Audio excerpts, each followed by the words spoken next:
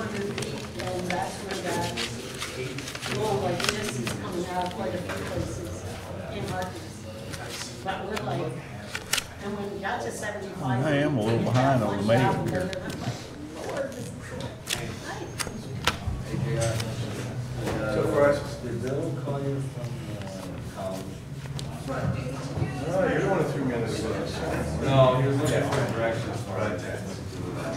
He said, Micah said you're the man to call. All right.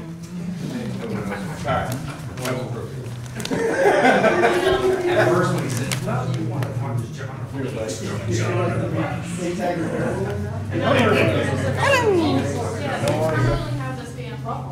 like you should put a little lady.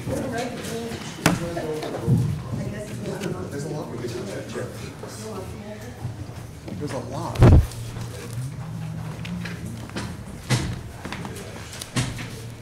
How's everyone? Excellent.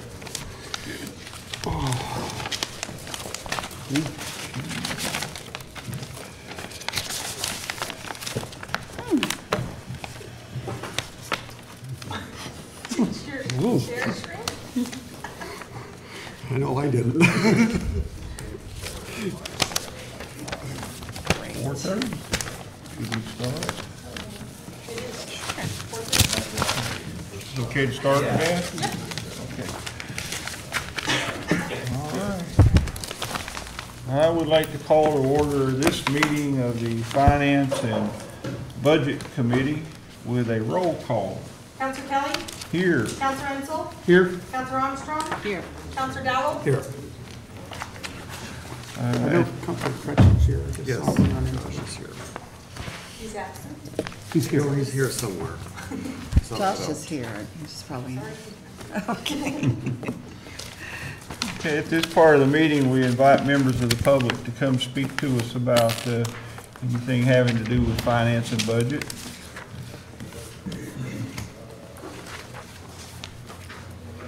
Okay, seeing no one, we'll move to the next part of the meeting. I'm going to ask if we can do item number 3 first. That is to move these agenda items to the regular meeting tonight. So, you said item 3, though. Yes. Item 3132. Oh, I see. 3-3. And 3-3, Yes. okay. So, with your permission, I would say let's move all 3 of these without further discussion. Second. Okay, thank you, Peter. And we'll talk about them at length during the regular meeting. All in favor? Aye. Opposed? Okay, at this point in our meeting, we would ask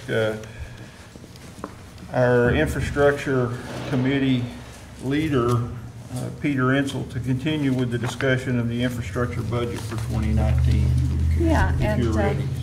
just before we get started, though, I have a request.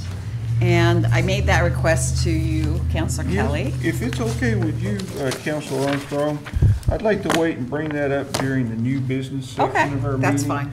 And then going forward, we can certainly do what All you right. suggested, I think. Okay. So if the other councilors are in agreement. All right.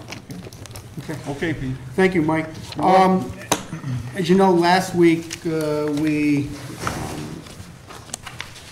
spoke with Public Works regarding their proposed 19 budget. I think we felt pretty confident that we got through everything at that point, unless the council had any additional questions for Public Works. Once again, I think there will be time for additional, I anticipate there'd be time for additional questions and answers and back and forth before a vote takes place. So at this point, I'd like to ask Mr. Ruff, John, if you... And I believe, John, or for everyone, the water and sewer portion of the budget begins on page 24.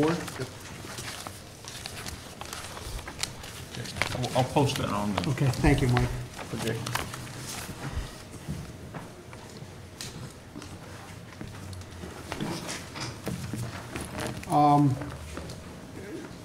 John, just a couple of questions that I have right off the top.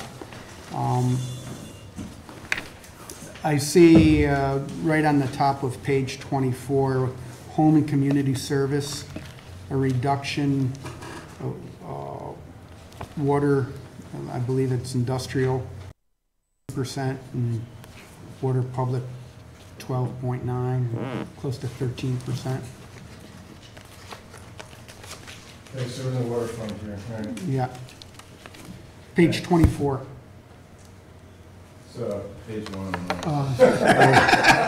Probably. 24 on the budget that we received. Would you like to borrow my copy? No, I'm good, I just, I can find my way through this, so. All right, so, home and community, water, Right. industrial, you're asking about? Yes, the 12.9 and the 22.1%. I didn't generate those, but I think what they are is, they were put in, looking at 2017 actual and what might be anticipated as a Right. possible increase for next year. Okay. We have been working on a adjustment to part of the water and sewer local laws that would, if it goes through, implement some revenue increases. So that might be in anticipation of those, but I'm not really sure. Richard? Should be here in a minute, I think I just went down and get some stuff. So that might lead to an increase, decrease in fee, what? What did you say? What that minus 12.9 represents is a budgeted decrease from what was budgeted for this year. Right, But if I you got look that. what was budgeted for this year, it's substantially higher than what was actually received in 2017. Right. And from where you stand at this point now, you're at 1.4. Correct, so if you were to prorate that out, it's not even gonna come close, but revenues in both funds typically lag through the year because of the way the meter reads occur and actually billing occurs and when the revenue is received and all that. So if you implement your capacity charge idea, would that be enough to get it to the figure that you're projecting up here? Is I think The way that it stands now, I believe that would get to what's requested for 2019. And I don't know if you recall that discussion, but it's to have a fee to the biggest users. The argument being if you have a really, really big pipe, that's why we do a lot of maintenance to keep that dam level nice and high, because we're really taking care of their additional needs, so it makes sense economically to charge them a little bit higher price, and you worked out a pricing formula to do that for them. But we haven't implemented it yet. Yeah, well, wouldn't that go down to the next line below, the industrial water? To 2141? It Part of could, it but would, the way it's designed now is it charges everybody but non-residential, everybody except residential. So some of them would still be under this water public, like some of the commercial users, maybe smaller industrial ones. And then it would affect the industrial users and would go down and affect some of the intergovernmental charges also.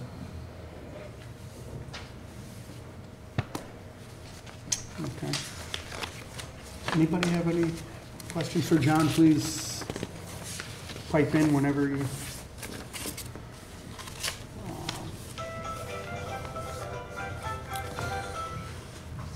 Are we still on home and community services, or?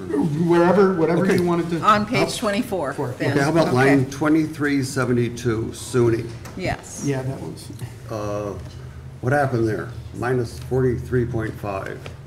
Is that a, Same thing. If you look at what was actually received in 2017, right, it's almost 217,000. 425 was budgeted for some reason, and that budgeted number for 2019 is being adjusted back down, closer to what was actually received in 2007. So when you say for some reason, what was the reason it was such a high budgeted item? Because it's, And if you look at what's actually been received in 2018, you can see that's not going to project. right, you know, it's not even gonna get. Well, close there to- is I mean, I do know they do have at least one residence hall shut down that takes care of water consumption, at least for 100 and some students throughout the year. This would But I also- mean, that's certainly not, but there is also a conservation effort. Yeah, as far as the projection goes, this also falls in the same category as, it's not going to prorate out because of lagging meter reads and bills and all that. So I think there's a good confidence level that you're going to receive what was actually received in 2017 for this Right. year. Yeah, we'd based have on- to go another Based on 100,000. history. Mhm. So, you know, to budget it at 240,000, so a little optimistic, but it's not crazy. Because, I'd say, right now, we're at essentially 115. So similar adjustments down under interfund revenues, is that same principle there?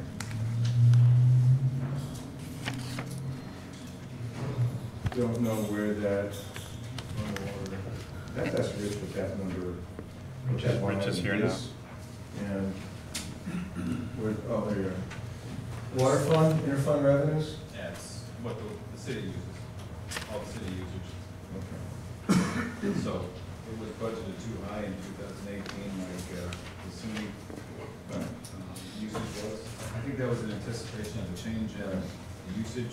So it's basically bringing the revenue anticipated from city-owned, right, Rich? Yeah, it's all city. City-owned properties back down to be more reflective of what was actually received last year and what looks reasonable based on this year's actual to date.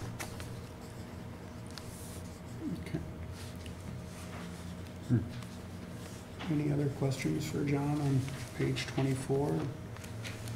Moving on to page 25.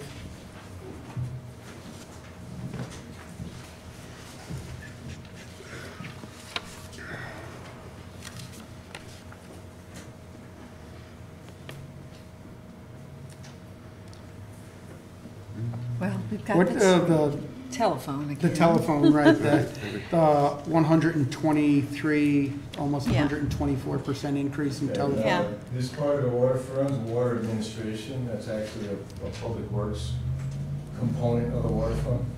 Okay, If you want to do my stuff, you would start down with the very last line, source of supply. Okay, That's where the water filtration plant budget starts and goes on to the next page and also includes, you can see about halfway down, page which 26. is purification.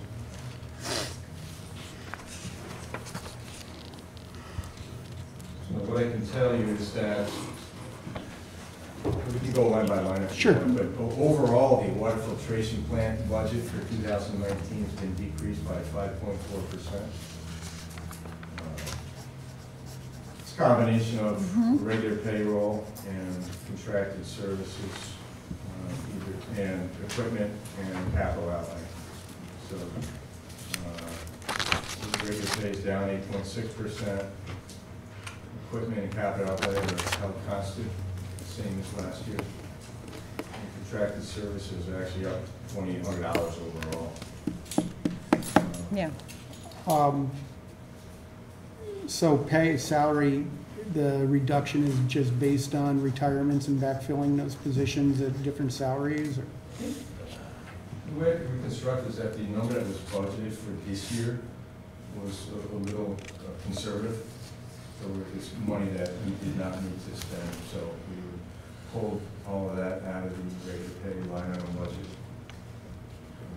And that was most of it. haven't been at the, water filtration plant, there have not been any retirements or changes in headcount or any of that, so.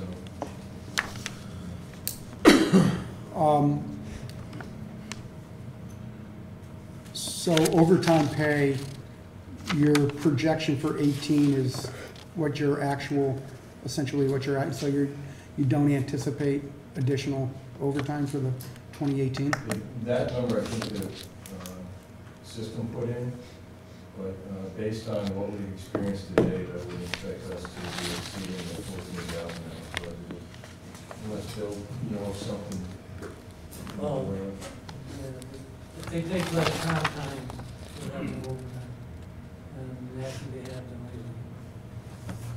later. So employees, if they work overtime shift, they have an option of taking money, taking comp time.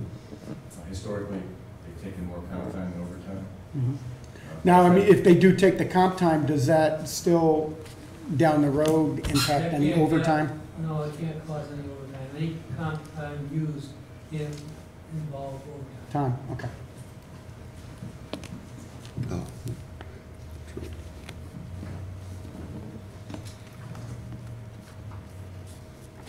Working way down the chain of contracted services, it's basically up $1,500. It says 11.1%, but it's $1,500. We've experiencing a little more cost and level effort in way of testing.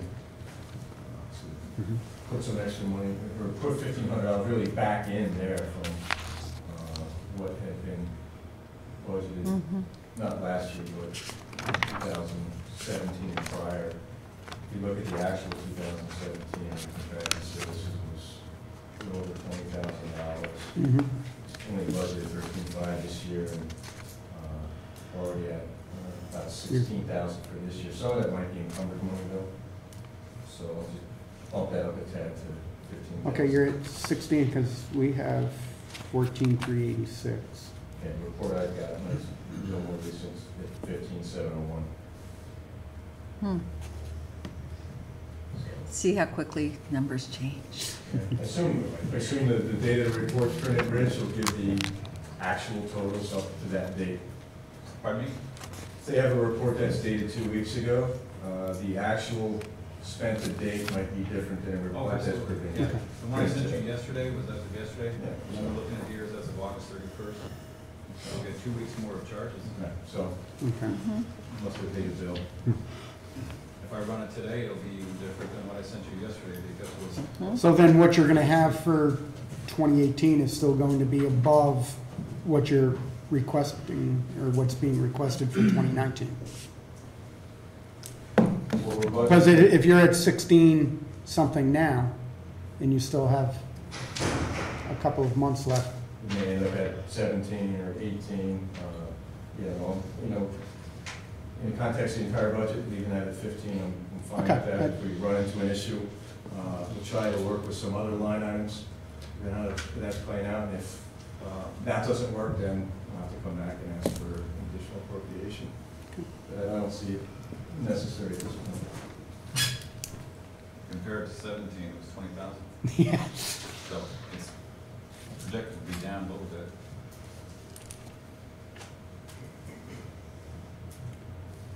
Okay. Page 27. At some point, John, if you could just, for the benefit of the public and for people who may need more explanation, can you just generally explain the relationship between your budget and your rates? Okay, my budget, the water filtration plant, is one component of the water fund. There's a number of other components. You see here, transmission and distribution. That's a public works component. The one we start to look at prior is water administration. That's a public works component. There's also finance department components. So there's a whole number of components. You can break that a bunch of ways. I think the water filtration plant total costs to the water fund are in 20 to 25% of the fund. So the other components actually make up a larger portion of the water fund and hence the water rate. And the water filtration plant budget does, but the water filtration plant, does affect it. Okay. Is that what you were asking? Yeah. Okay. Yeah. Well, just how it all fits together to produce a rate. Yeah, it might be interesting to do sometimes to sit down and, Yeah. and break the fund into component Yeah. and see what all those different parts are, like taxes on municipal property. Right. It's not really part of the water filtration plant, it's not part of public works, but it is a cost of about $300,000 that hits the water fund. And when you have a public revenue of, we were talking like $2.4 million, that tax bill is a substantial component of what the residential rate would be. Okay. So, But yes, rates that have remained stable, so it's not like, What's that? rates are remaining stable. There hasn't been a proposal to adjust the usage rate, but Right. there is a proposal to add what the mayor's talking Right. about, which is a demand impact fee. When was the last increase? The last usage increase, I think it's more than 5 years, might be pushing 10, but there's been a couple infrastructure investment charges that have been added that are not usage fee, but were small fees designed specifically to fund major capital work that we either had borrowed money for or we knew we were going to be embarking on. So the new water storage tanks that were built 8 or 10 years ago, there's an IIC for that bond payment. There's also an IIC for Mead Dam and for Westbrook Dam improvements. So we've been basically building some reserve to pay for that capital work, but also using some of that money to fund the planning and engineering costs that we've been experiencing. So they haven't Associated with those those facilities. projects, correct. So, like, last week, we approved a couple of contracts for Schnabel Engineering. Right. That money would be coming out of the reserve, but it doesn't put us in a position where it requires us to increase the rate for the Right. IICS trust. Right. Does that make sense? Yes. Okay. So basically, you just covered the whole water plant, source of supply and filtration. If you want to, you're going to move here to transmission and distribution. That would be DPW. Okay, I guess I will ask you the same question I asked last week. Are there anything or any areas of the budget that or things that you see that you might need additional funding in, or that anything? At this point, from an operational perspective, I think we've got a solid budget. We'll be talking about capital projects later on, and we've got a lot to talk about there. We've got a couple projects that we've been kind of deferring to wait and see what direction we go, but some of those now we need to do some work on. So we want to talk about those, but from the perspective of this operational budget, so I think it's a solid overall. Okay. Thank you. Thank you. I don't know if we do have some time left. I don't know if we want to address with DPW their portion of That's fine. the water. I can bring up my question during the regular meeting. Okay. About how we're going to proceed with budget review. Okay. Does anybody have any additional questions for John? Did have, oh, not for John, no. Thank you, John. Thanks, John. At this point, Mike, I turn the meeting back over to you. We're done with the infrastructure part of the budget. Excellent.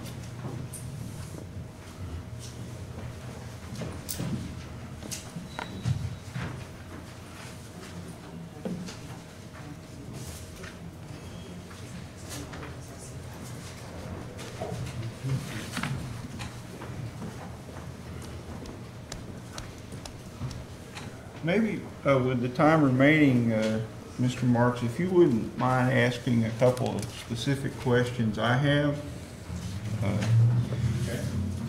Can you explain to us what has been done with the telephone expenses across the entire budget? We notice, in each department there are additional expenses. Would you mind explaining, and you may have done this already, but would you mind explaining again? Yeah, the $98,000 Would worth you, of charges. sorry, would you mind coming to the, just for the benefit of those people who are going to look at this record on video? Thank you. There were $98,000 worth of charges added to the prime telephone charges for IT infrastructure, IT consulting. So when you signed that agreement, all of you signed it in July of this year. Thanks for reminding us of that. 42,000, yeah. I really didn't have a chance to read it Yeah. that day. And I think Josh had just asked me the question, how it's going to be charged, and I gave him the answer that it's going to go across all the funds. Right. Because whatever it's paying for, it's being added to the phone bill. And the phone bill is allocated based on usage, number of extensions, number of computer hookups, and so forth. So this year was 42,000 added to it, and that's a prorated charge from when we signed it in July. Next year it's 98,000 What's the length of that contract? a year. I mean, Would it be July advantageous through the to put end it out to of bid? December, and then of course next year. Would it be advantageous possibly to put it when, in the near future for the upcoming after this contract expires, to maybe put it out to bid? God, yes.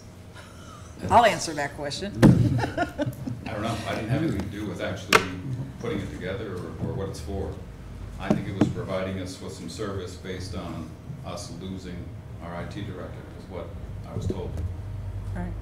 Okay. So I think the consensus the council's discussed at other times is this was a 6-month contract, so we're starting to approach the end of the 6-month contract. I think Councilor Kelly and Councilor Kretzer volunteered to be on a committee to try to hone what we want to do for the next step of that. Presumably it's going to involve RFPs. Before we can go for an RFP, we have to really decide what we want and what we're asking for. Right. So probably is time to begin that exercise if you all are able to. Yeah. Well, we, of course, goes without saying, we need a seamless transition, so hopefully that preparation for that RFP will commence pretty soon. Thank you. In order to get something in place by January 1st, it Yes. should already started. Should start working on it Yes. now. RFPs take a month to get out. Yeah. A month to get a response. Okay. We're behind the curve on that right now, I think. So the thought is that it's not increased phone usage, it's just the added expense that's been brought forward. Because I had asked about 2 weeks ago to get a run on the telephone expenses and didn't get a response, so that's where it's coming from? Yeah. So each department is now paying for its own share of telephone services, is that correct? They always have. They always And have, The okay. annual phone costs $65,000 range, so Okay, we more than double. so this increase in each department is solely for that additional charge? Yeah, the IT services that Right. were added to the Prime Link contract. So this is an added expense to each department budget. At the same time with a 3% reduction in budget Yeah. that was requested. Right. So does this reflect, I'm wondering, a 3% increase in each budget if you were to break it down? I'd have to look. Some departments have larger phone costs than others. Right. They're all going up about 123, 124%. So more than double. So as far as the dollars, it's going to affect the police department more than it's going to affect recreation, let's say. Are the charges Complex. divided by numbers of phones? In Numbers other of words, phones, which means, number of hookups to the computer. The phone and the computer go through the same hookup. It's an extension, but it's a voice over IP system. So the voice goes out over the internet. There's usage, and we kind of allocate the usage based on, the whole city usage. But you take the whole bill, which $5,000–6,000 a month is a normal bill, and you divide it up by the number of extensions, and you have a charge, and each department gets a charge based on the number of extensions, hookups, so forth. There's some smaller charges for fax machines, the old copper lines that are still in place, and those are kind of more direct. But when we take and say, okay, you got a $65,000 annual cost that's being allocated amongst all departments and add $42,000 to it for the rest of this year, you've almost doubled it. And then next year it's $98,000, so more than doubles it. And you made reference that it may be tied to the loss of the IT director. How much of that do you think is tied to that? If you had to put a dollar figure on it. I would say all of it. I think that was the purpose of it. I don't know.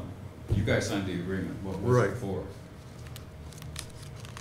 I would like to ask you, because I don't even think I've seen it. I didn't get a chance to read it that night. I think it was way behind the curve on something else that was going on. And it was signed in July. Well, let's just request a copy of it and review it ourselves, and that will help contribute to our sense of direction about how to go forward too. I'll dig up a copy. Thank you. All right. Thank you. Thank you, Rich. Oh, one other question, if I may.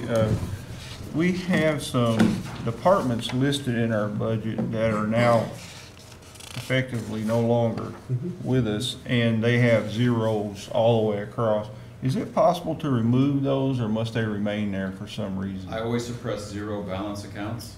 So if they're still there, that means that there's some activity in one of the columns, Okay, somewhere in the report. Oh, You might be okay. looking at 2017 information, okay, where they have dollars.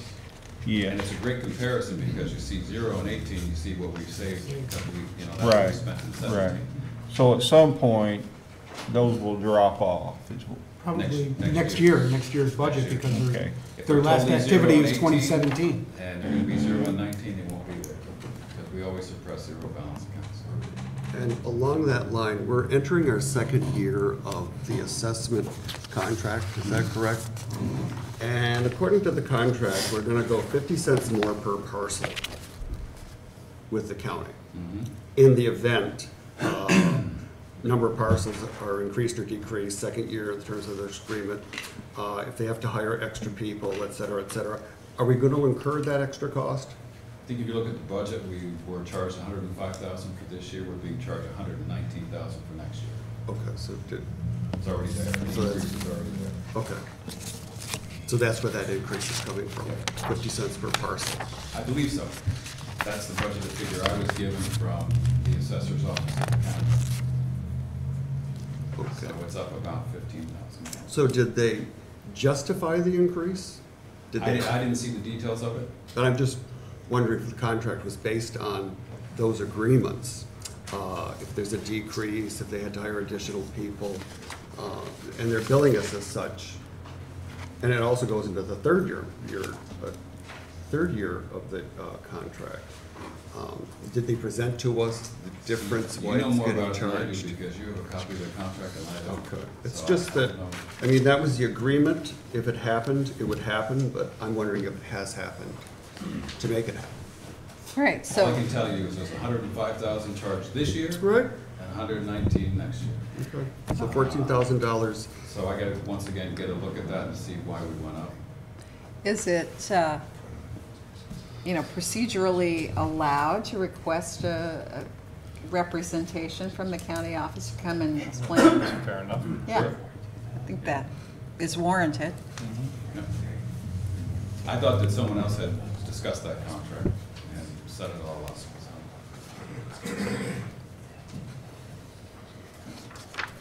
okay. Anything else? No, that's it for me. Richard?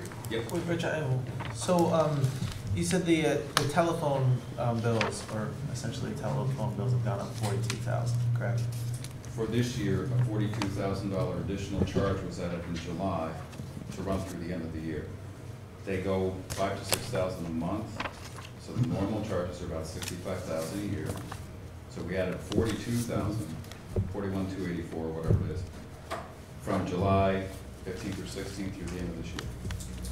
And, but now the IT director is no longer with the cities, and so as the city replaced him, so That's what the consultant. so the department's, That's what the consultant contract is. so the city no longer pays the IT director's salary or benefits. Correct. So what's the net cost to the city of replacing the IT director with the increase in contract services? Well, the total year, I was told was 49,000 for 6 months, so it's gonna be 98,000 for the year, so it's probably about a break even with what we used to pay for salary and benefits.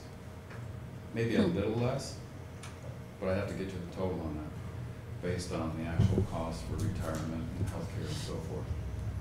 But next year's charge is supposed to be a full $98,000 for the year for that consulting fee. Plus, we've hired an IT consultant. We've hired a part-time IT consultant, correct? Is that correct? Brian? Brian No. is back. Is that what he's called? No, No. he's No, that- part of the contract. It's part of that, is that cost is built into the 98,000? Good. His salary is actually a little bit less than 98,000. If you add in the overhead and the healthcare and the OPEB, there's actually significant savings for the city. That doesn't mean we shouldn't still explore what we want to do next. This was only a holding pattern. And that contract expires at the end of this year? Yep. The So 6 that's months. good. 6 It's a months. 6-month contract. That we. But now put out knowing the what else we were RFP. doing for next year, I budgeted the number that we discussed and put the mayor's budget together, which was 98,000 was the charge for next year.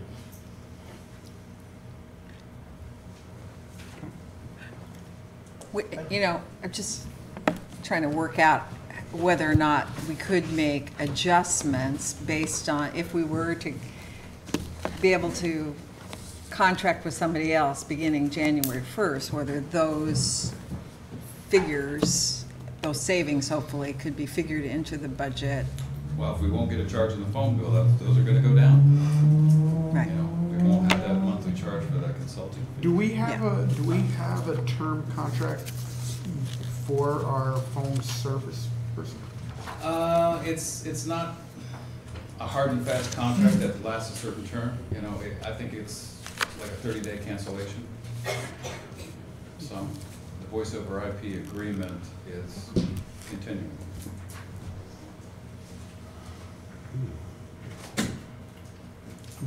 I'm just wondering if that's something we should explore an RFP for it as well.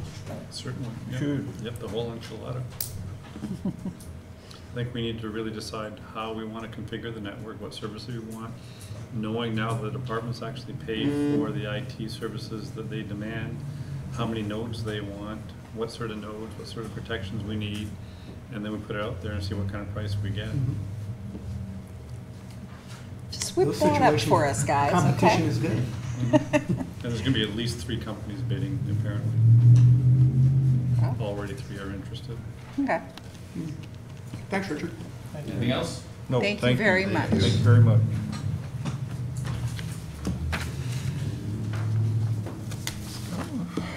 Go back to our agenda. I believe we've completed everything. Is there any old business? I'll just wait. I mean, we can, I don't know. It's up to you guys. You want me to put out my suggestion? I emailed you all about ideas for how to go forward with our budget review. All right. I didn't get any feedback, though. But, you know, kind of building on what Ira Barbell requested from us last week when he came forward, that, you know, for the public and for the benefit of their clearer understanding of what the budget means for them, he used a word that Josh and I have been using as we talk to companies like OpenGov. What story does the budget tell? And it, you know, as much as this is necessary, and of course this has to be our ultimate worksheet and everything, if we post it on our website, it's meaningless virtually to the average citizen. So I had requested that a couple of things. First of all, that we have a schedule for our budget meetings as they go forward. And I'm not suggesting that we have, you know, these really, really long meetings. And I think the second part of my request will lead to better efficiency. And that was to ask, as I had asked in other reviews, that department heads come to the council with a report. That report be a summary and an analysis in layman's terms of what the major challenges are, the activities, the pluses and minuses of a budget. And I mean, we could all get together with our ideas about the features of that kind of report. Well, in these conversations about these budgeting tools, this would also be something that would potentially be posted for the public. Absolutely, that's where I was leading. I think that these reports need to be posted on our website so that in addition to this big document they receive, they also have something that they can digest and easily understand. I mean, and very frankly, it would be helpful to me as well. For, as John just kind of got into that, and I know you and others have provided that kind of story for council before, and I just think it's a context, a framework that both council and the public can use to better understand what you're doing and how you're doing it, and so I'm requesting that. And I don't know if we can reach some kind of consensus either now or later on, and if you agree with me, you would say, yes, let's do this. And then the second part of it would be to have kind of a schedule so that for the benefit of the department heads, if they're going to be asked to produce this for us, they have some time in which to compose it and anticipate what they're going to need to do. So I don't know procedurally how to... Yeah, I mean, we've run up against this several times. We know the charter has a prohibition against the council directing specific work product from individual department heads. So I think you would need the mayor's blessing to authorize that request for actual work product. Yeah, and that's where I kind of wonder whether we have some latitude here, since this is something that we're requesting in order to do our jobs to conduct fiduciary oversight. So, I mean, I think that we're kind of in there's some room for interpretation here, even though I would ask the mayor to approve it, and I'm pretty sure he would, yeah. But, I mean, I just wanted to make that point. Yep. Okay? So you approve? Absolutely. So would we begin with public safety next week? Is public safety next week? It is. Yeah. And then ask in for a narrative terms... from the department heads on what their goals and challenges of the budget are before we actually begin talking about this budget. Right. And so I just request that maybe I work with you guys via email about what this report would look like, and develop a format that would be easy for department heads to accomplish. Because we don't want to place any undue burden on them in requesting this. I know it's been done before, and I think that we just want to make it something where we can work with and the public can work with. All right, so we'll hash that out and then develop a schedule. Thank you. Thank you. And I think along those lines, I don't think it has to be anything really extensive or involved. It's just... No, it's something that renders their budget intelligible and understandable to the general public. All right?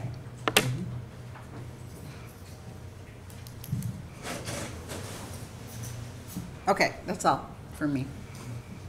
Any other old business? Any new business? I'd like to entertain a motion to adjourn. So moved. Second. Roll call. All in favor? Aye. Opposed? Let's then begin with a work session for tonight's council meeting. The council meeting itself will begin at 5:30. Any of you don't have an agenda, there's one out just outside. Any items on the agenda you'd like to have a little bit of further discussion? Yeah, item 7B, I must have missed I came a little late to the committee meeting. And this rings of, we had a woman come up here about a month ago. That's right. Maybe a little more, who didn't want sidewalks when they were placing it. I assume this is an extension of that. That's right. And acting on her behalf in order that her voice be heard and her concerns be addressed, I sponsored her petition for the agenda. So it's really, my part in this is only as a facilitator of the democratic process. And this is a petition, and, I mean, she'll probably come forward during public comment, but if the mayor would grant her this opportunity, I mean, you could come forward now, Ms. Sue.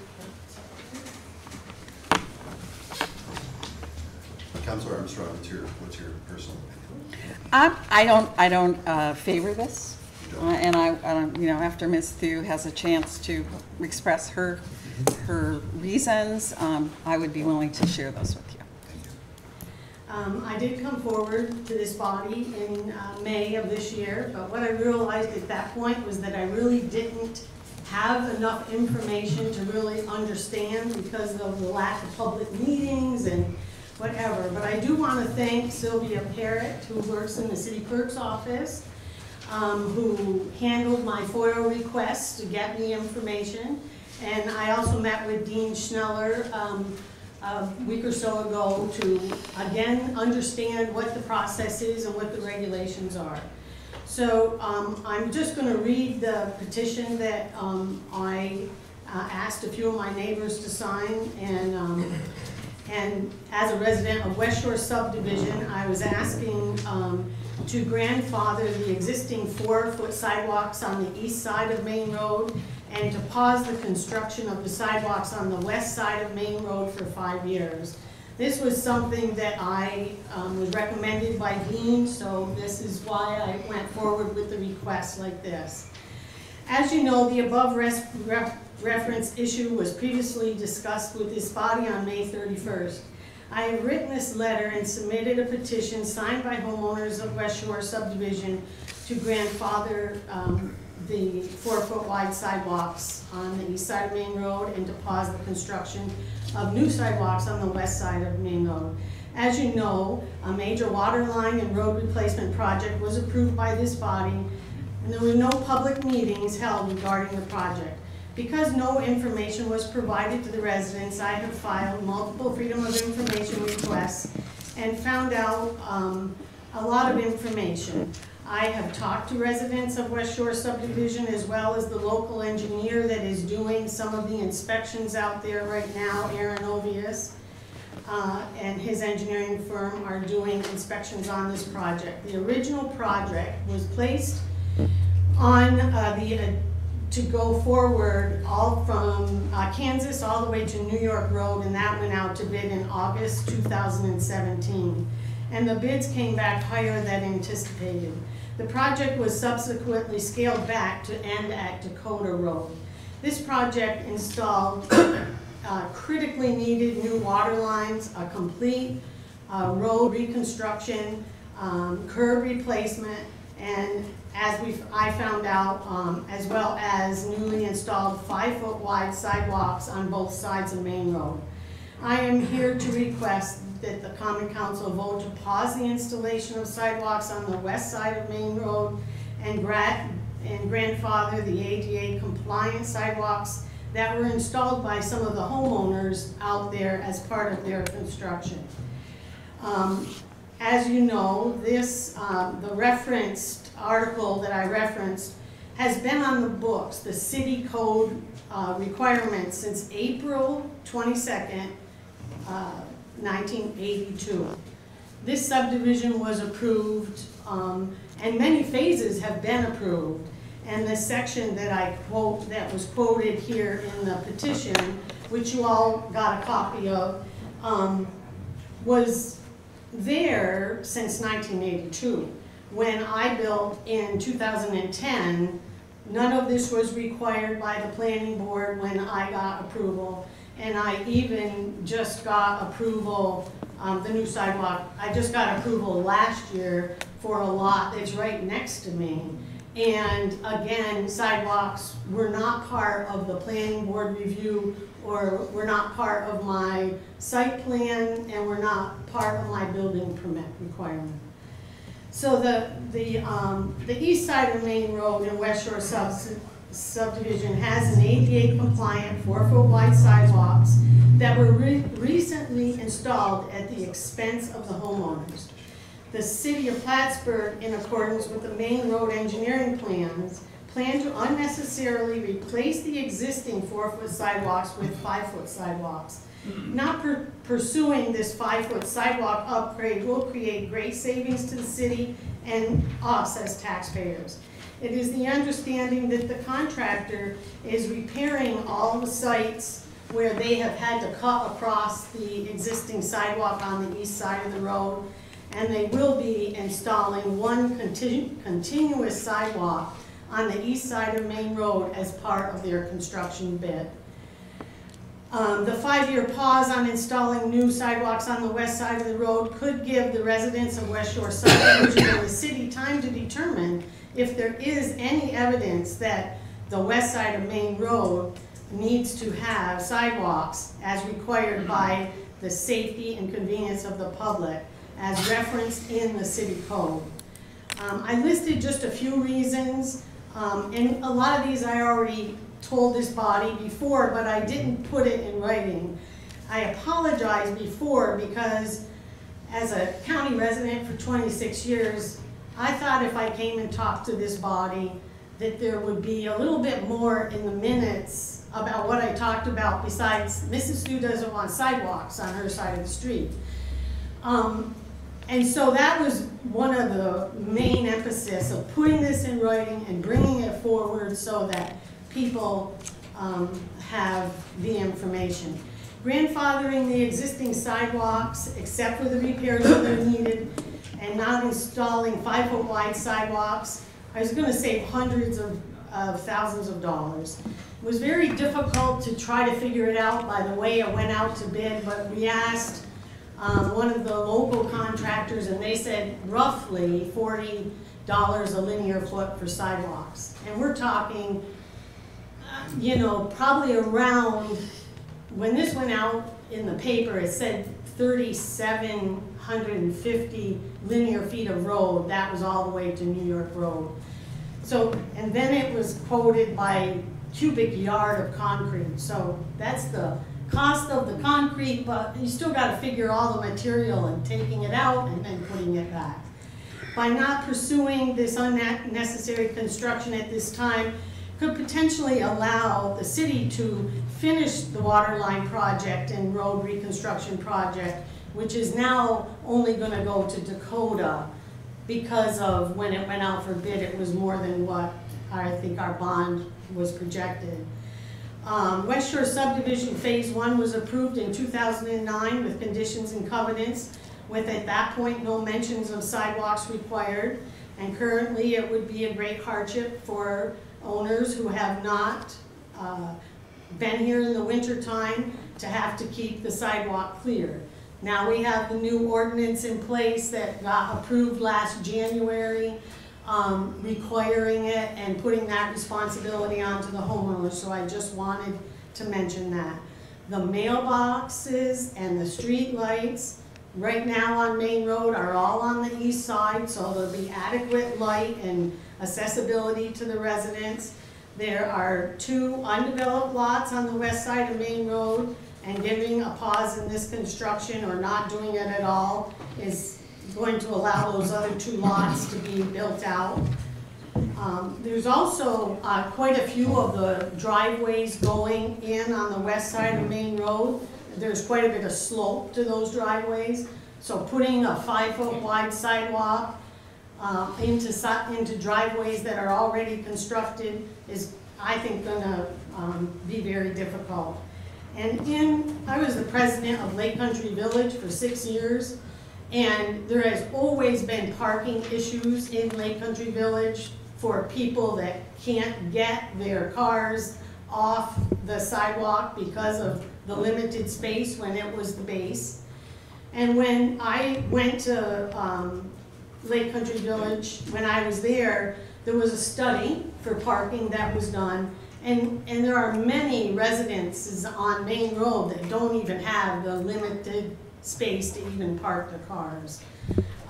Parking has always been an issue out there on the base, and there were numerous, when I first bought my lot, there were numerous areas that had no sidewalks at all because the base. Can I just get you to clarify? So you're talking about in the case where sidewalks would be laid over the driveway as... No, I'm not talking about that concept at all. Okay, all right. I was just talking about parking in the Lake Country Village part. There was a big survey done about parking because there are many places where people can't walk on the sidewalks anyway because the cars are parked over that, which is another ordinance that, needs to be addressed. Absolutely. So you said that you had a petition. I did. That, how many residents from Main Road do you have?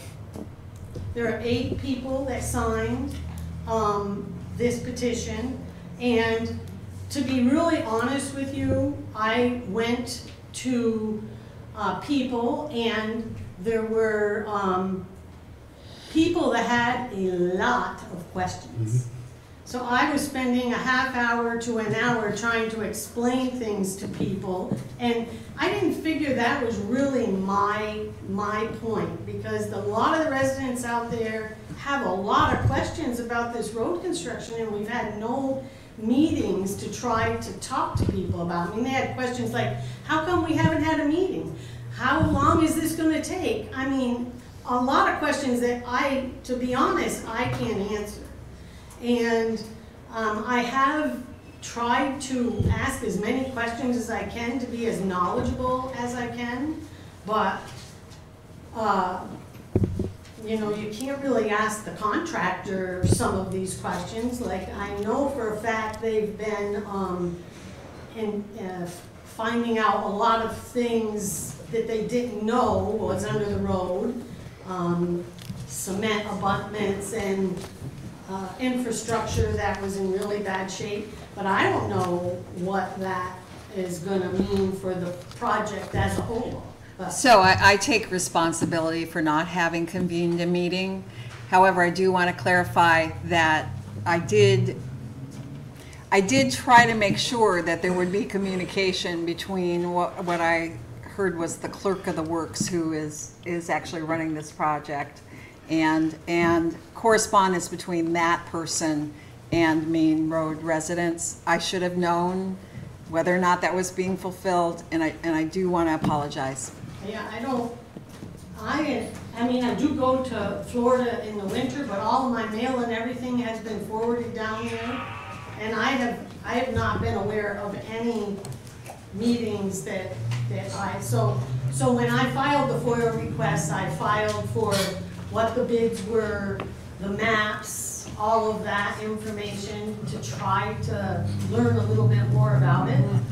But it's one of the reasons why I didn't go further, because people have a lot of questions about this, because as I discussed in the first time I came to talk, I built in 2009, and then there was quite a period of time before the other houses were built.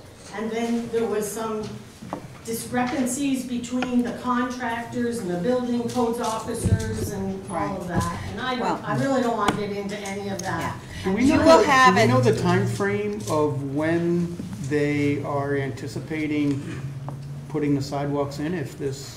Well, actually, you know what, I think I've made sure, I requested of the mayor that the superintendents of DPW be here, and then also, if he is able, the building inspector weigh in as well. So I anticipate that they can be called upon. We're running up against the beginning of the meeting, but this conversation should continue, and I know that I can see that there are a number of people here who would like to comment further. So I'm hoping we can get some questions answered later. Okay? Thank you. I should mention too that Mr. Ruff did do a session with the homeowners to explain the project. It was a Lake Country Village meeting. What did you say? Mr. Ruff had conducted a meeting with the homeowners last winter, and the clerk of the works and part of the contract is also to have consultation. But I think I can answer your question, and that was that we had been contacted by Lake Country Village, and that meeting, of which I was aware, had been set up as a result of their request. So that was different than a general meeting for all of the residents, including West Shore Village.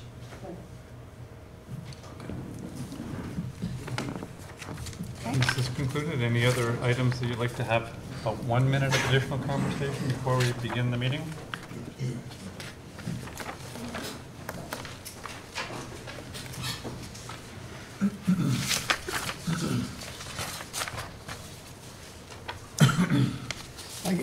I guess I just have one, a question regarding 7C. Is the reasoning behind that, the request? The reasoning is Ms. Henry's actually anticipated to do other work for Mr. Ruff in addition to some of her duties that had been up till now confined just to the water sewage treatment plant, but her skill level and her education allows her to be actually more useful to Mr. Ruff in other ways. So he felt a promotion of duties, actually, I think it's still working the same job description, but exercising greater range of the job description would be helpful. And it doesn't change her existing level, her current level, or is that a? It does, it enhances that, but it's been anticipated in your budget already. Thank you. Any further questions? If there are any remaining questions, we can obviously continue them during the meeting. Let's begin the Common Council meeting tonight with a Pledge of Allegiance. I pledge allegiance to the flag of the United States of America and to the republic for which it stands, one nation, under God, indivisible, with liberty and justice for all. Roll call, please. Mayor Reed. Present. Councilor Armstrong. Here. Councilor Kelly. Here. Councilor Dowdle. Here. Councilor Enzel. Here. Councilor McFarland. Here. Councilor Kretzer. Here. Just a couple of brief comments. Department Head Miller and I were both up at the Regional Economic Development Council meeting today. As you know, we have quarterly meetings.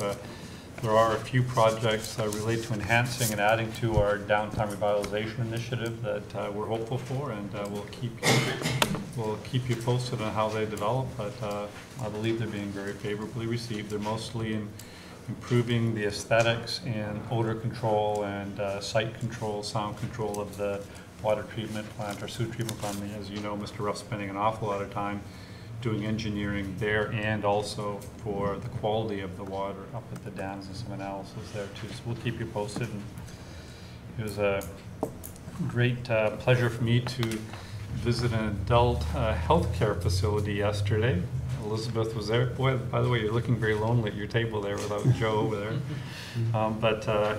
This week is National Adult Healthcare Week designated for Plattsburgh. It's just a wonderful group of, first of all, staff and about 25 or 30 people that come in and do all the rehab together 5 days a week, all on the site at 8 Bushy Street. If any of you have had a chance to tour it, it's really quite an amazing facility. We're really proud to have that in the city. It serves the Tri-County area and just seems to go on forever. It looks like kind of a little building inside. It's actually a huge complex that probably very few of our public know about. So very proud to have them in our community. I thank that industry for all they do for us. That's it.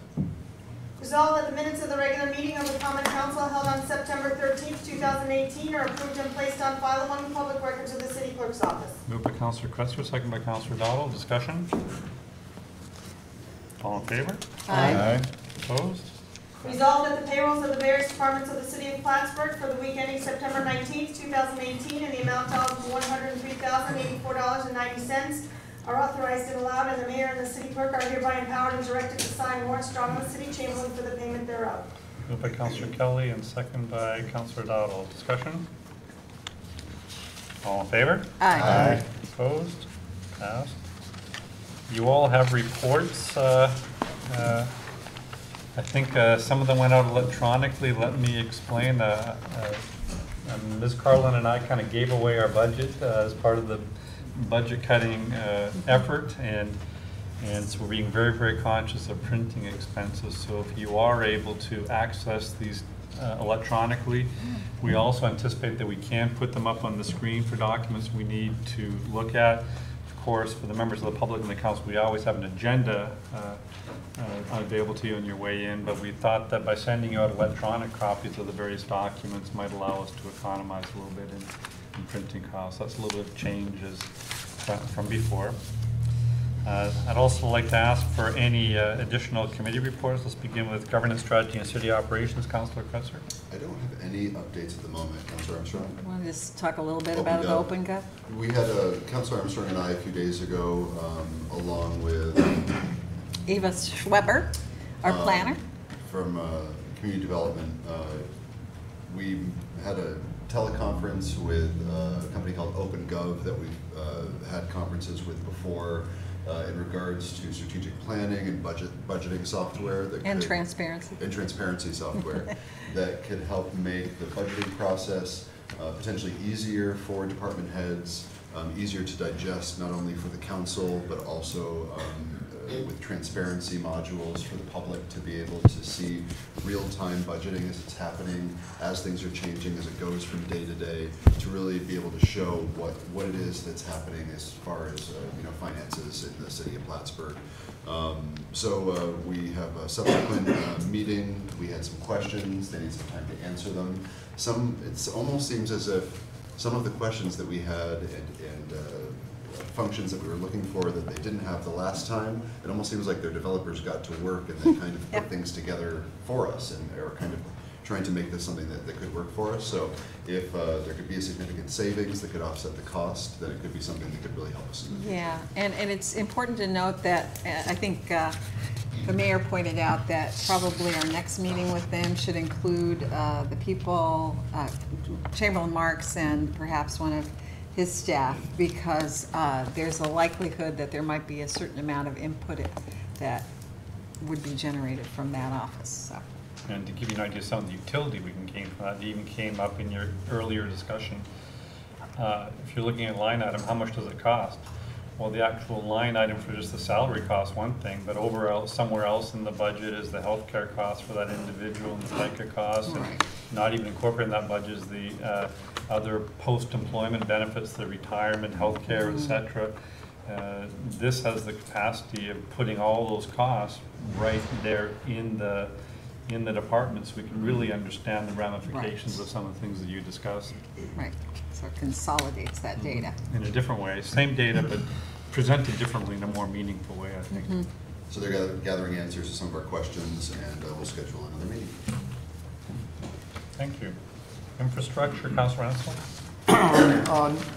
No further updates, although I believe the mill and fill projects for veterans, Cornelia and Lower Boynton will be taking place in October. Yes, hopefully it's October 8th. Plus October 8th? Just that one day, or? It'll start hopefully that week and continue. I would say, for best case scenario, we're done in a week. Worst case, maybe 2 weeks. Okay, now is that just for, that's for all three done within that 1 week? It's a coordination issue of getting the right people at the right time. Okay. Thank you, that's it. Thank you. Finance and Budget, Councilor Kelly? Well, we're moving along on the annual budget review, and seems to be going well. I hope all the councilors are getting their questions answered. I like Councilor Armstrong's suggestion that we do two things, basically. Build some sort of narrative as we go, and the other thing is to regiment it a little more and have a schedule. So we can do that. I would ask if it's okay if we do the public safety next week. Okay. And, if you want to have police go first and fire second, or building inspector third, whatever, whatever. I'll let the chair should decide that, I think. Okay. Yeah. That's Dale and I. Yeah, okay. We'll decide. Okay. Now, will that, I guess my question is, do you anticipate being able to get through both departments All three. next week? Yeah, I mean, so maybe that's Well, something three, right. Well, it's you three could departments, take up yes. on your own, that question, and, even though it does mean an investment of more time, perhaps schedule over a period of 2 weeks. I don't know. It's I would hope we can have our budget signed and approved by the 25th of October.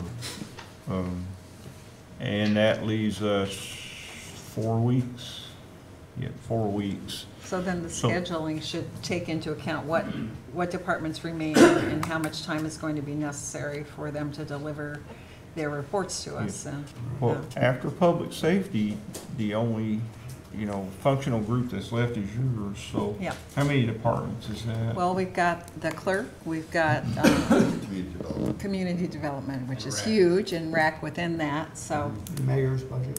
and the mayor's budget. If we can get through the 3 public safety departments next week, then you can have the rest of the time. Well, yeah, I mean, the best we can do is come up with an estimate and build a schedule around that. I think, though, there's really, as we were with the infrastructure committee meeting, we got to be flexible. If we don't cover all the territory we need to, then there'll need to be, modifications to the schedule, so. We can make our best effort at predicting how much time it'll take. Okay. And then you also wanted to consider your 5-year capital plan too. Exactly, yeah. Yes. And I imagine there's going to be a fair amount of discussion around that. So, I volunteer to meet with anybody tomorrow to kind of get some kind of framework built, and then we'll go from there. Framework for the narrative? Schedule. Oh, and framework for the narrative too, of course, yes. Okay, so we're meeting in the morning, are we? On Yeah. other issues? Do you want to meet? Sure. Okay. Okay. Public safety, Councilor Dowd? Well, before that conversation, I was going to say we were going to have quite a lengthy discussion next week, and I think we're going to have a very lengthy discussion next week, especially since the 2 fire department, police department are such a large portion of the budget, and also the building inspector. There'll be some new initiatives I think that we're going to be discussing, at least one that I know of. So we'll be discussing the budget and all of that. So whether we finish next week or not, time will tell. Thank you. Public Library, Councilor Armstrong. No updates. And MLD, Councilor McFarland. No updates. Resolved, the reports as listed are hereby ordered received, and any written reports are placed on file among the public records of the city clerk's office. Moved by Councilor Ensel, second by Councilor Armstrong. Discussion, all in favor? Aye. Aye. Opposed, passed. No recommendations or correspondences at this time. Resolved that the bills ordered by the common council for the week ending September 21st, 2018 in the amount of $1,777,430.19 are authorized and allowed, and the mayor and the city clerk are hereby authorized and directed to sign warrants drawn on the city chamberlain for the payment thereof. Moved by Councilor Kelly and second by Councilor Dowdle. Discussion. All in favor? Aye. Opposed? Passed. This is an opportunity for the public. Please come address the council. At this time, we ask you to confine your discussion to items on the agenda tonight. If there's multiple speakers on one agenda item and a previous speaker has made your point, we ask you to please defer. There's a 5-minute time limit, and we ask you also to state your name and address. So please come on forward. This is for agenda items only. Mr. Yeah, Burton? he's going to speak to. Don Rodo, 149 Main Road. I have a question about the second half of the project on Main Road from Tacoma to New York. As was previously mentioned, many of the residents that live in the HOA, the driveways in front of their garages, no sidewalks, or no going through them. And when this project is done, will those sidewalks, new sidewalks, be put in front, continuous sidewalks be used all the way through? And which would be eliminating many parking areas because there's a code against parking across sidewalks. Right. Will those sidewalks be put in, and will the code be enforced? Right. I know the HOA will probably have to provide additional parking for their members. This is my question, I would like to know. Yeah, so how about we do this, since there are a number of speakers, I would ask, I'm sorry, I've got to change my chair, that the professionals that we have on hand to answer them not as they arise, but after everyone's been heard. Does that sound reasonable, or would you agree with that, Mayor? Would that work? Well, and typically, just as a point of order, when Right. we're addressed, it's not usually a conversation. That's right. And so if there can even be someone, I'm not sure, in one of the departments that could be taking these questions down. Yes. Is that what you said? That's what In I'm saying, essence? that the response be within the discussion. The second part of Yes. my inquiry is, if they are allowed a variance to maintain their driveways without sidewalks, then I would ask the same variance be applied to existing driveways. Many of us who built new homes down there, our driveways do not have sidewalks. Okay. And so if variance or is gonna be allowed in Lake Country Village area, then the same variance ought to be allowed to us to maintain and keep our sidewalks, because most of us want our driveways with no sidewalks. Because no sidewalks exist now, because the city failed to enforce the code. And where it was enforced, it was not enforced uniformly. In fact, one piece of property has what is code, and the same piece of property, because it's a duplex, has a driveway with sidewalks and one without sidewalks. Same piece of property. And many of you know that are still on the council, I've raised this issue for 2 or 3 years with no satisfaction and no answers. I even wrote the attorney about it. And he used the grandfather clause to try to explain many of the issues that we had. So I want to see uniformity for everybody. It's one for one, it's one for all. Thank you. Thank you. Any other individuals, please come forward. Hello, City Council, Mayor Reed. My name is Louise Ledoux, and I live at 31 Louisiana Avenue. It's parallel to Main Road, and also Louisiana exits to Main Road. I'm here tonight because I want the sidewalks to go forward. My husband and I, we walk the area twice every day. First of all, sidewalks are needed for the safety of children, handicapped, and for the general population. Second of all, sidewalks are required under the code enforcement rules. We built our house in 2015, and the code enforcement officer stated in order to get a certificate of occupancy, we had to build a sidewalk, and also the sidewalk needed to go across our driveway. There is no legitimate reason to postpone sidewalks. No reason whatsoever. Sidewalks were included in the contract. Right now we have the money and the personnel to do it. No homeowner has the right to dispute it. We as homeowners do not own the property by the road, the city does. Since we lived here, it has been ridiculous. We've had to walk on sidewalks, get back off to the road where there are no sidewalks. On the properties that don't have sidewalks currently, you can see where the sidewalks were. When there's a drought, you can see the yellow line. There was always sidewalks prior and crosswalks. And since we are talking about sidewalks, let's bring up snow removal regulation. You can't enforce snow removal when the person next door to you doesn't have a sidewalk. In conclusion, you have to have 100% compliance. Otherwise, there's no reason to have code enforcement rules or city regulations. Thank you. Thank you so much. Thank you. Any other individuals like to please come address the council?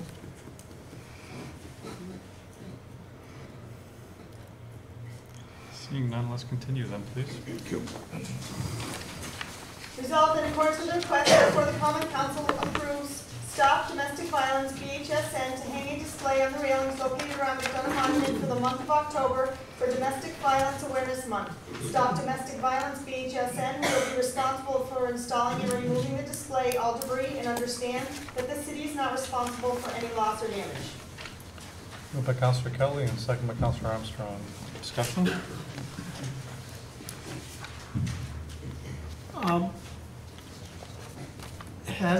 Is there a precedent for setting, or for having a banner around the monument in the past? Has that ever been done before? It's on the fence. What's that? On the fence? I'm sorry. Has it been done before? I mean, is there a precedent for having it? Nothing that I recall in that specific location, but that's only going back. Is there a reason why that is a specific location now, I guess? It's just requested. Courtney Kilgore is here from Stop Domestic Violence, if you wanted to speak. I mean, I have no objection to the banner. I guess I'm just asking why that specific location. Sure. We were basically just trying to do an interactive installation so that the community could get involved with our Domestic Violence Awareness Month, which is happening in October.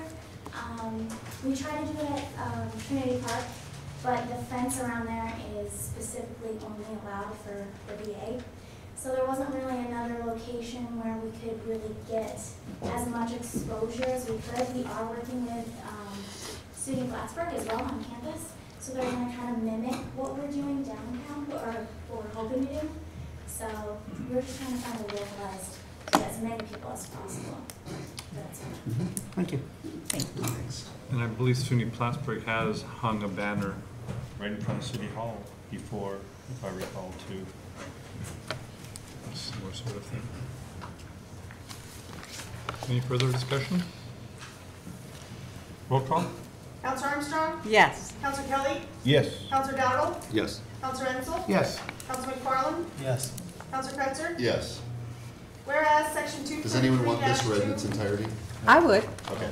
Of the City Code of the City of Plattsburgh states as follows: sidewalk and curb required. Each parcel of property that is contiguous to a public street or highway shall have a sidewalk and curb along that portion of the property which abuts on a public street, alley, or highway, except where there is evidence that such a sidewalk or curbs is not required for the safety and convenience of the public as determined by the Common Council.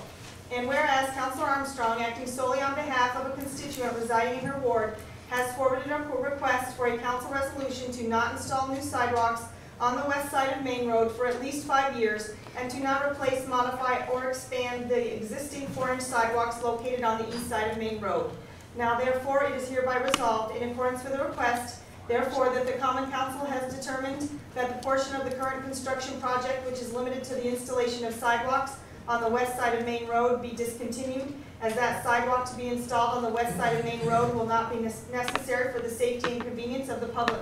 And it is further resolved that the portion of the current construction project, which is limited to the reconstruction and expansion of the 4-inch sidewalks located on the east side of Main Road, be discontinued.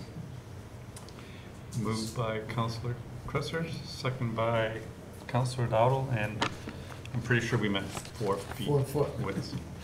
Sorry. And, Dollhouse with the sidewalk. and just to clarify, a yes vote will be for discontinuing installation. That's right. It would be of the putting a sidewalks. 5-year halt to this part of the project. And basically I what guess- we're being asked to do is enact the exception that there's evidence that such a sidewalk or curbs is not required for the safety and convenience of the That- public. Exactly. There seems to be some disagreement amongst the public. Right. I feel at a real disadvantage because I don't have a great deal of familiarity with the Well, main that's- road and with the That's the why- lay of the land out in that portion that we're talking about. So my question is, and I think, sorry, you may have addressed it, there are sidewalks, but they're spaced one side, then they go across to the other side, and then go back. Right. They're not. So the problem is that during some phases of development of West Shore Village, sidewalks were not installed. And I have to credit Mr. Burdo for bringing to my attention when I was first elected as counselor. He took a lot of us on a tour in order to point out the discrepancies. And he is one among others who was, when their development occurred, he had to pay for his own sidewalk. So I understand that part of the grievance.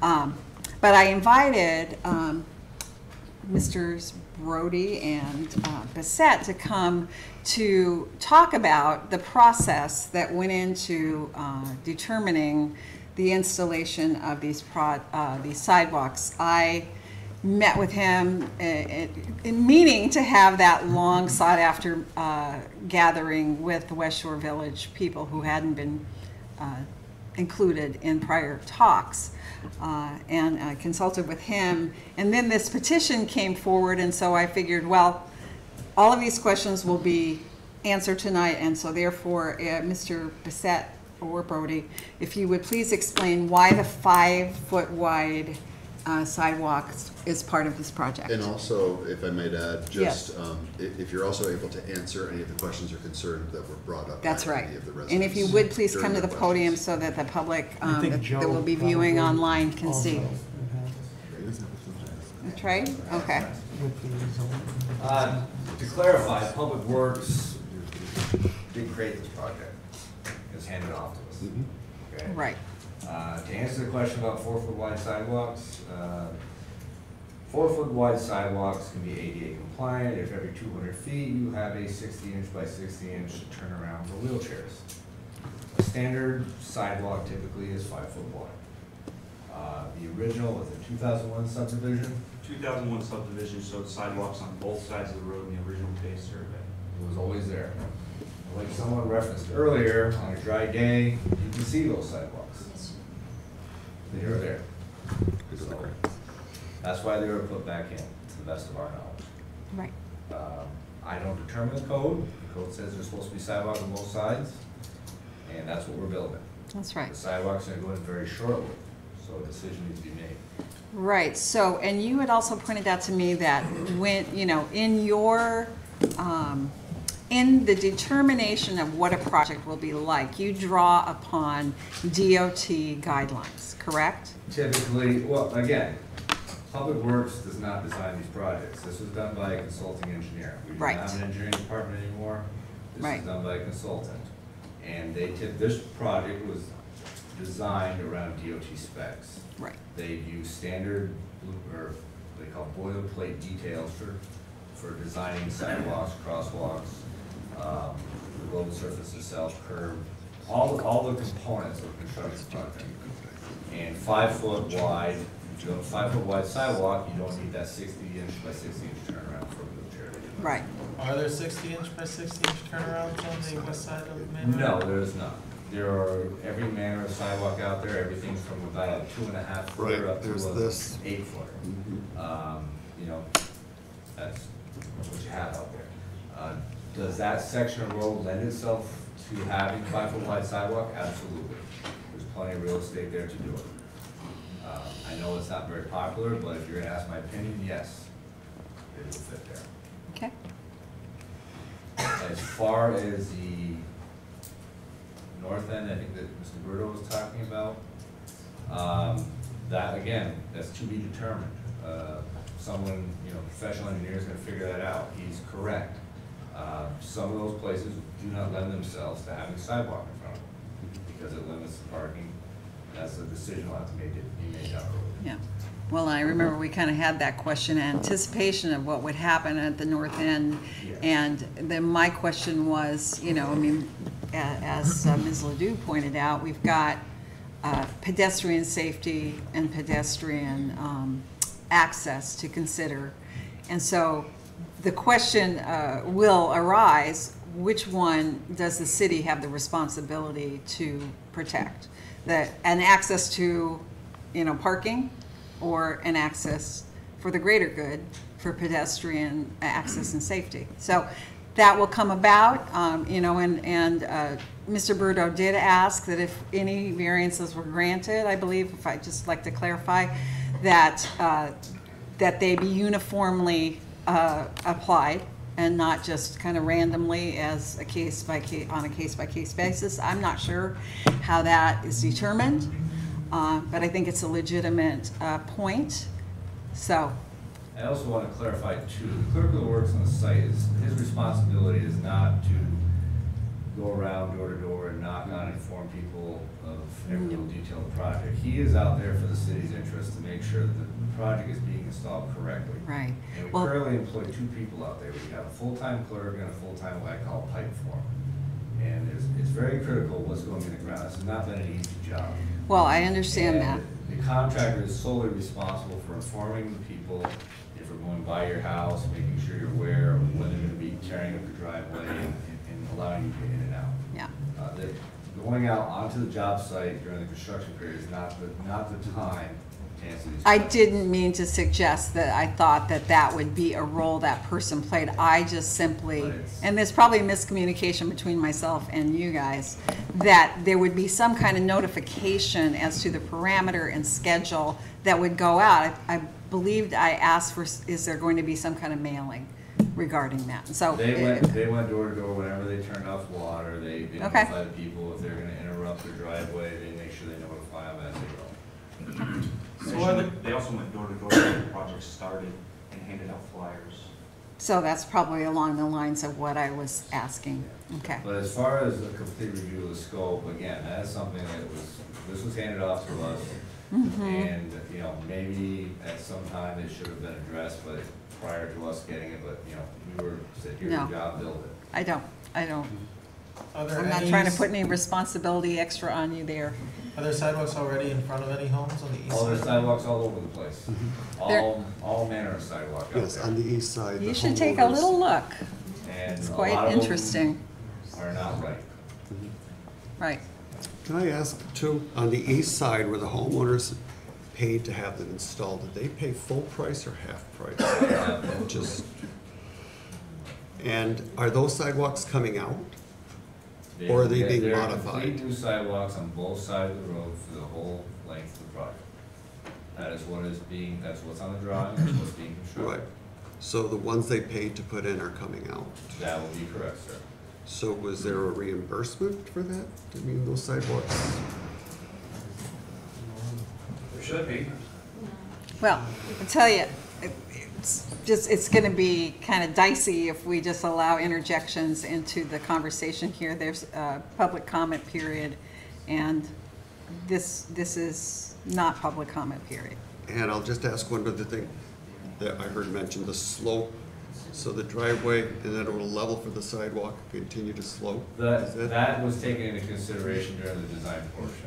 GPI, our consulting engineer, did look at all that as they designed the road. That was taken into consideration. Okay. So the sidewalks they're putting in, they're designed. Right, I would think Make sure so. that the approaches are correct.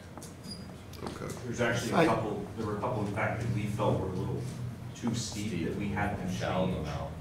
So, you know, not only did they set eyes on it, but we set eyes on the plans and had them modify a few of them to change. I would think, so that there's no, you don't bottom out, not in your driveway. Okay, all right. That's I all guess I have a question for Dean. Mike said that current code says that there needs to be sidewalks on both sides of the road.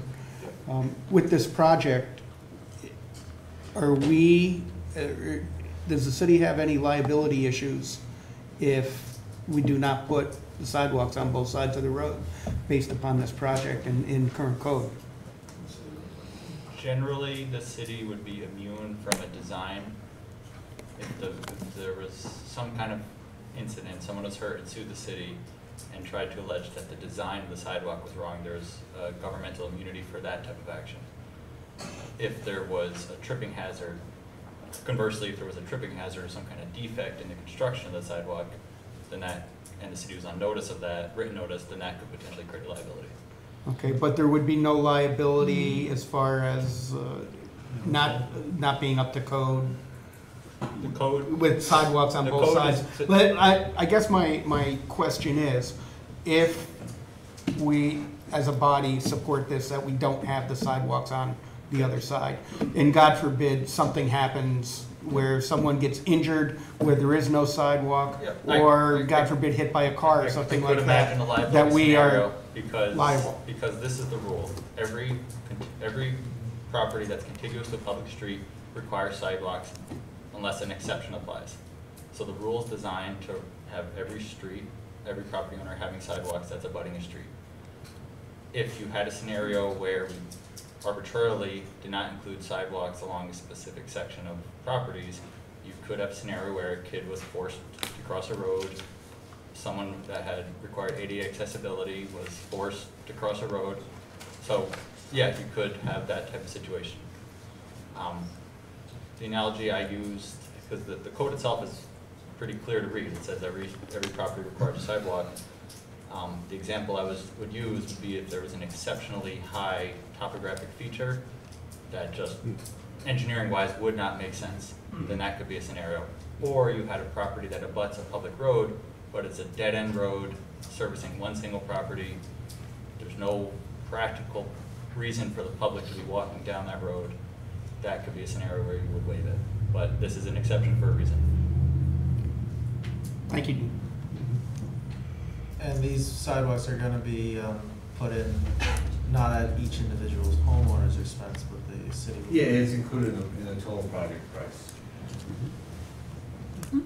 That we There voted is on. no substantial cost savings to reduce a sidewalk from 5 foot down to 4 foot. The labor to form a 4-foot sidewalk is no different than the labor to form a 5-foot sidewalk, and when you throw in the factor of having the 60-inch by 60-inch turnarounds, it's probably a wash. Make that clear. I mean, if you eliminate one whole side, yes, there would be some cost savings. Thank you. Thank you. Thank you. Any further discussion? Seeing none, roll call. Counselor Armstrong? No. Counselor Kelly? No. Counselor Dowdle? No. Counselor Ensel? No. Counselor McFarland? No. Counselor Cretzer? No. Resolved in accordance with the request that Fortune L. Henry's salary in her title as Water Resource Chemist Level 3 Manager shall be at range 8, step 9, for a base salary of $69,045, effective the next bi-weekly pay period. Moved by Councilor Armstrong, seconded by Councilor McFarland. Discussion. Councilor Kelly? Mayor Reed, I'm a budget hawk, as you know, and I don't like to spend money, but I looked at this report that you gave us over a year ago that compares salaries, and many of our department heads' salaries are higher, and manager salaries are higher than the average. And a lot of that has to do with tenure.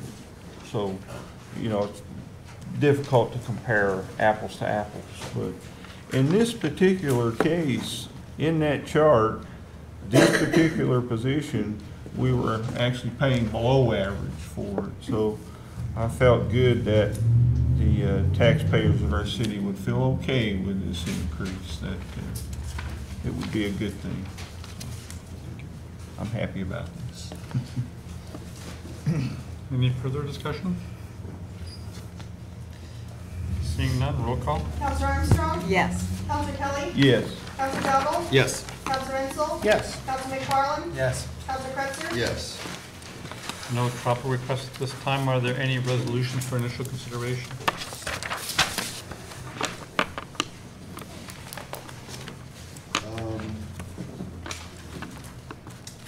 No. Sorry.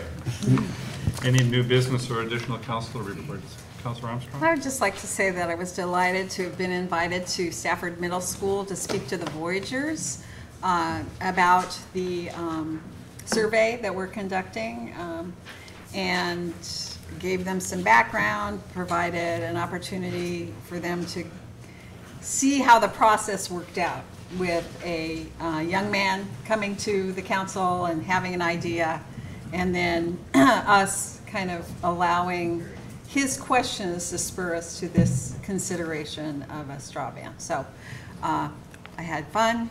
I was really happy to be there, and my granddaughter thought she was going to die of embarrassment, but she didn't. Thank you, Councilor Cretzer. I had a great opportunity to meet with some of my downtown constituents this week. A number of them got together, and we had a really spirited discussion about a lot of different things. They had some really great suggestions. I forwarded a letter to the council from one of them who had some suggestions about some different things that he thinks we should look into. A common theme between all of these constituents was clarification regarding codes and fines for code violations. And this is something that we've been talking about as a body for, as long as I've been involved. And I didn't know if the Public Safety Committee would be the place to talk about these codes and or fines, and maybe even to have just kind of a quick review of different levels of codes and fines. And It is planned. It is planned for next week. Is there time? We'll see.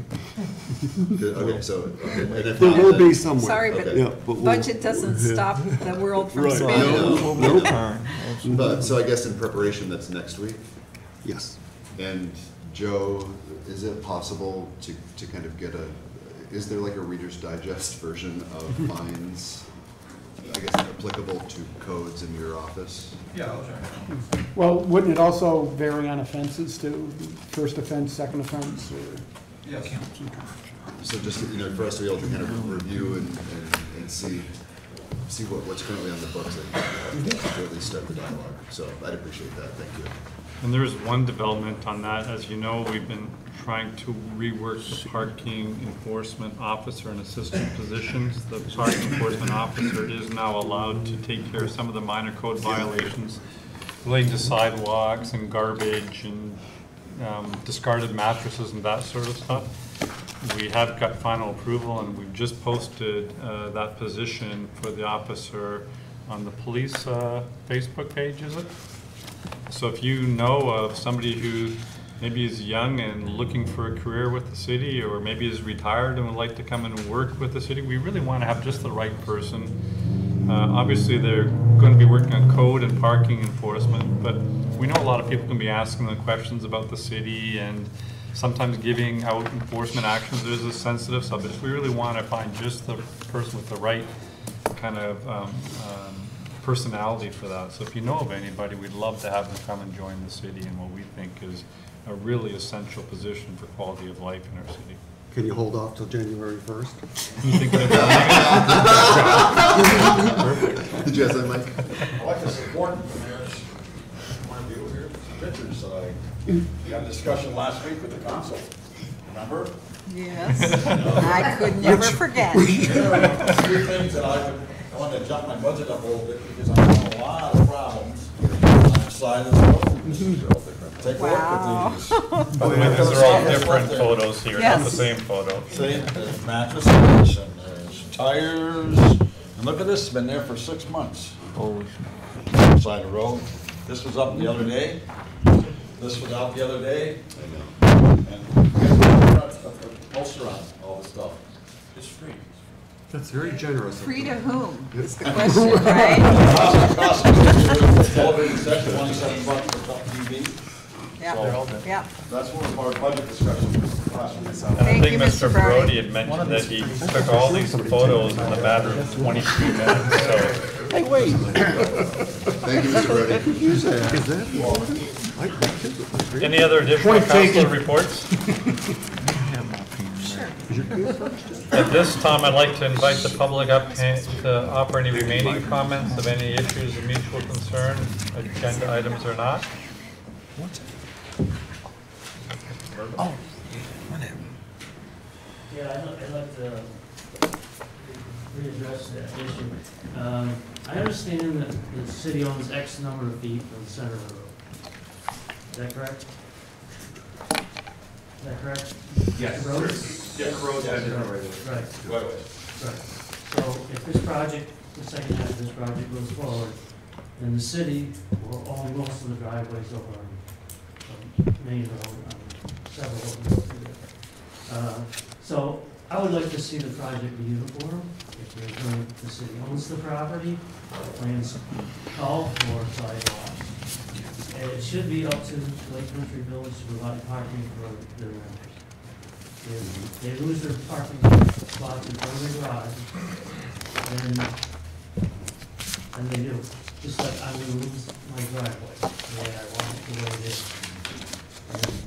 And, so I hope this council, when the time comes, because I guess it hasn't been decided yet, when they engineer the second half, that they stick to the code and be uniform throughout the village and throughout the rest of West Shore Road that they're going to do. So this idea that somehow you're gonna accommodate them and not fulfill the plans as presented, it was presented as an entire project. Right. We couldn't So the afford it. second half of the project is already designed, it should be designed. I'm not sure. So I'm making that request. And because in my case and some of my neighbors who I've spoken with, it will be too late to get a grandfather for our driveways because our half of the project will be done. So as I would love to see, as I stated before, that the code will be enforced and it will be uniform. Thank you. Thank you. Thank you. Any other individuals, please come address the council.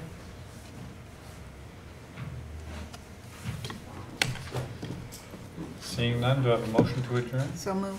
Moved by Councilor Armstrong, second by Councilor Kelly. Roll call. Counselor Armstrong? Yes. Counselor Kelly? Yes. Counselor Dowdle? Yes. Counselor Enzel? Yes. Counselor McFarland? Yes. Counselor Preston? Yes. Thank you, everybody, for coming tonight. So, Michelle, did we say 9 or 9:30? Thank you. whatever you want. What do you want, 9:30? You tell me whatever works for either one of you, whatever. 9? Let's come at 9. Thanks for coming. Or we can compromise 9:15. Thank you so much. Too loud. Oh, no, you were great. You said what I wanted you to say. Thank you very much. Thanks for coming. Thank you. Thanks for coming. I can sign. You want the mayor? You can have the mayor. Thank you. You've been upstaged by the mayor. I know, that's perfect.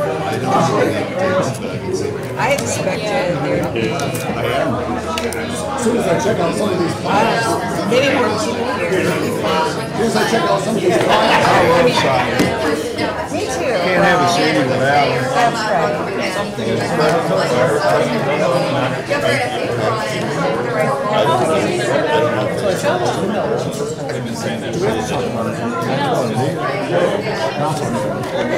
Remember that the sidewalks are close to the driveway? Yes. Memory serves me years ago, the military, because the military base, made the